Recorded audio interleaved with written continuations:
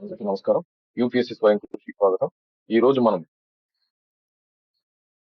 First war of independence అయిన సిపాయి mutiny గురించి discuss చేద్దాం. 10th మే 1857 భారతదేశం యొక్క చరిత్రలో ముఖ్యమైన సంఘటనగా ఈ సిపాయి మ్యూటినీని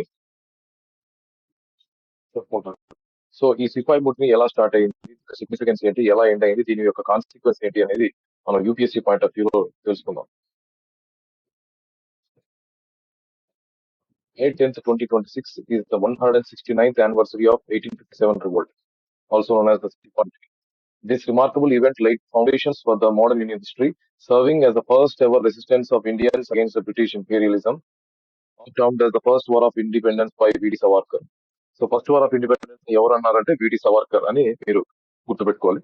సిపాయి mutiny of 1857 left an everlasting impression on the annals of Indian history, standing remarkable for its wide range of consequences on socio-political, economic, and military landscapes.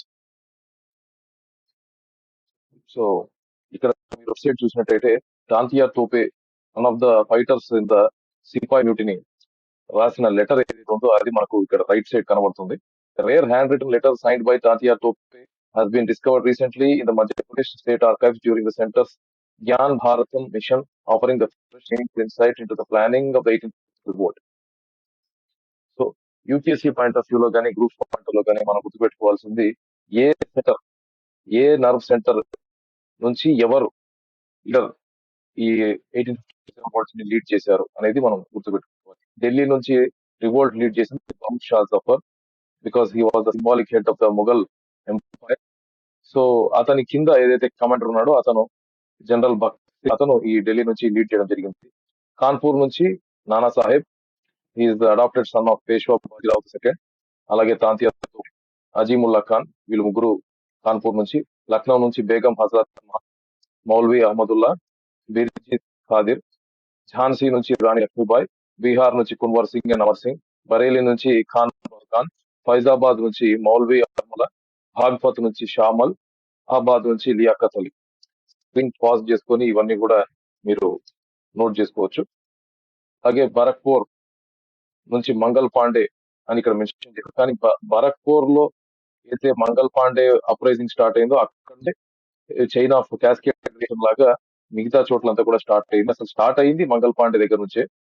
So మనం గుర్తుపెట్టుకోవాల్సింది ఏంటంటే February 26th, 1857 బెహరాంపూర్ సోల్జర్స్ ఎవరైతే ఉన్నారో వాళ్ళు ఈ గ్రీజ్డ్ క్యాచెస్, ఎన్ఫీల్డ్ క్యాట్రిజెస్ ని refuse చేస్తారు. ఎందుకంటే ముస్లిమ్స్, హిందూస్ ఎక్కువ బ్రిటిష్ ఆర్మీలో ఉండేవాళ్ళు. ముస్లిమ్స్ రిజెక్ట్ చేయడానికి రీజన్ దానికి పిగ్ ఫ్యాట్, దానికి గ్రీజ్ అప్లై చేశారనే రూమర్స్ పెట్టడం.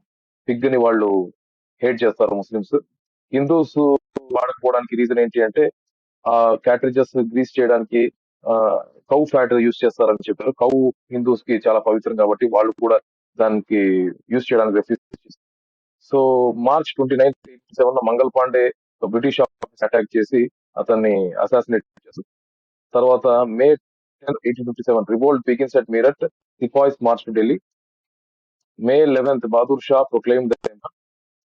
So the revolt of 1857 initially began at Sepoy Barakpur, but later transformed into widespread popular revolt involving people from various sections of central India who took active role in revolt and later course. ఈ time చూసినట్టయితే 5th June ఏం జరిగింది? Lucknow revolt led by Begum Hazrat Mahal, Birjis Qadir join rising. అలాగే so ఇక్కడ చూసినట్టయితే June 5th and 6th, 1857 Lucknow revolt led by Begum Hazrat Mahal and Birjis joins uprising. అలా తర్వాత September 20th, 1857 Delhi was recaptured. March 1858 Jhansi was Richard and Rani Lakshmibai Gwalior. June 17, 1858 Rani Lakshmibai killed and June 17, 1858 Rani Lakshmibai killed in battle at Kota Serai. So ఇక్కడ మనం UPSC point of వ్యూలో గుర్తుపెట్టుకోవాల్సింది అంటే recapture లో ఎవరు ముఖ్య భూమిక పోషించారు అనేది కూడా ఈక్వలీ ఇంపార్టెంట్ మనకు.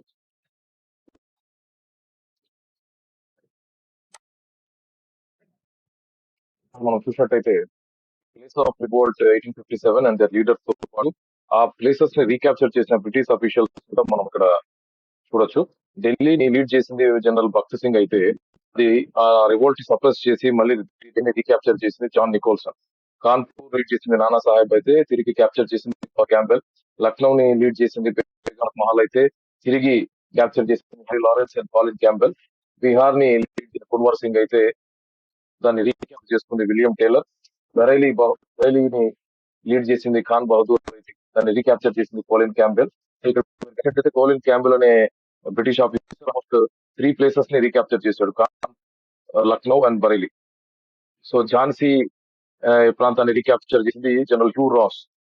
జనరల్ హ్యూ రాస్ ఈ సందర్భంగా రాణి లక్ష్మీబాయి గురించి ఏదైతే స్టేట్ ఉందో ఆ స్టేట్మెంట్ కూడా చాలా ఇంపార్టెంట్ యూపీఎస్సీ పాయింట్ ఆఫ్ వ్యూలో.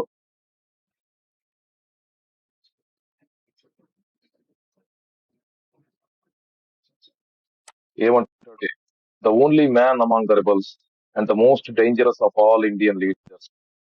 సో రాణి లక్ష్మీబాయిని పోరాడిన అందరి యోధుల్లో మగాడిగా కీర్తించాడు హ్యూ రాస్. అలాగే అలహాబాద్ చేసింది maulvi Liaquat Ali.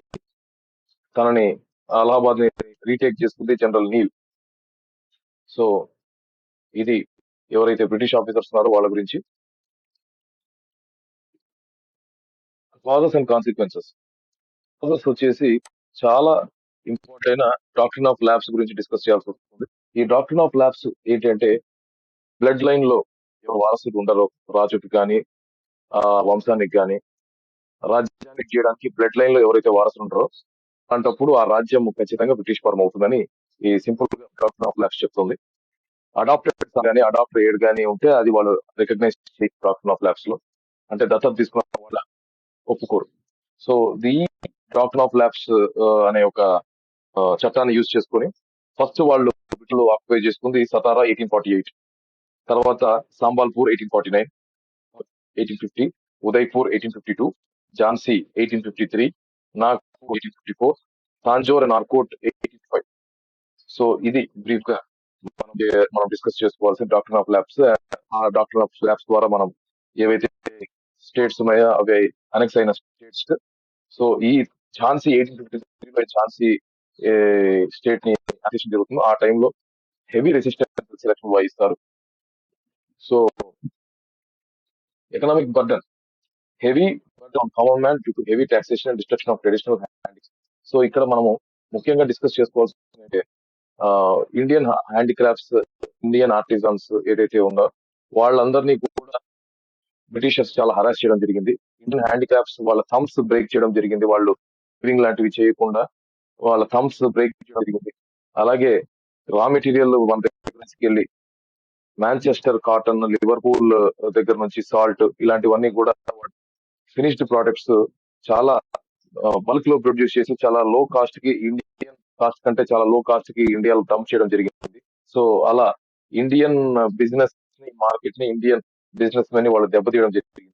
Military, racial discrimination and introduction of greased cartridges being the immediate triggering point. So ఈ గ్రీజ్డ్ క్యాట్రిజ్ కేవలం టిప్పింగ్ పాయింట్ మాత్రమే. Consequences, it included the end of company rule, military restructuring, myriad forms of administrative changes have been taken immediately after the revolt. Finally, the revolt ended up with a watershed impact. So, ఇది మనం తెలుసుకోవాల్సింది. మనం revolt fail అవడానికి main గా ముఖ్యమైన కారణాలు ఏంటి అని చూసినట్టయితే lack of unified and effective leadership, limited geographical extent.